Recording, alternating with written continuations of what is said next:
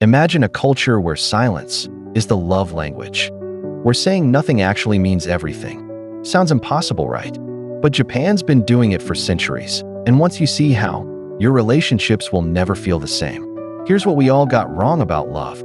We think connection means constant communication, texting back fast, sharing everything, and filling every silence. Because silence feels like distance, disinterest, and danger. But what if we've been reading it backwards? Or what if the noise is what's keeping us from actually connecting? Let me show you what I mean. In Tokyo, there's a couple walking home from a date. No phones out and no talking. Just walking. To us, that looks cold and disconnected. But here's what's actually happening. As he adjusts his pace to match hers, she leans slightly into his umbrella. He notices, so he shifts it over and she smiles. No words, but everything was said. This is how Japan does love. Not through noise, but through presence. And there's a Japanese word for this, ma, which means the space between things. Not emptiness, but presence. That pause before you answer. That quiet moment when holding hands. And that comfortable silence that says, I trust you enough not to perform. Ma is an emotional breathing space, and the Japanese designed their entire love language around it. Because they figured out something we forgot. When you stop filling every gap, the gaps become the connection. But it goes deeper.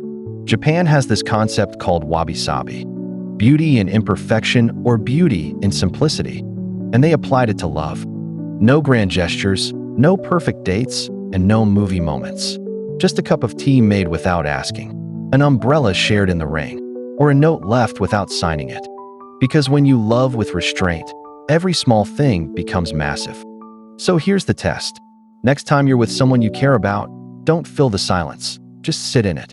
If it feels warm, that's real intimacy. But if it feels awkward, you might have just been filling gaps with noise.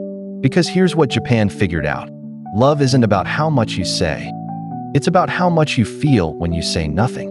Most couples can talk for hours, while few can sit in silence and feel closer. That's the difference between connection and just company.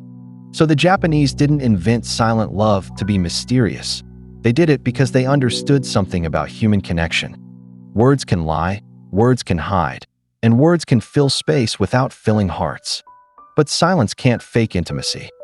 So maybe the reason modern love feels exhausting isn't because we're not saying enough.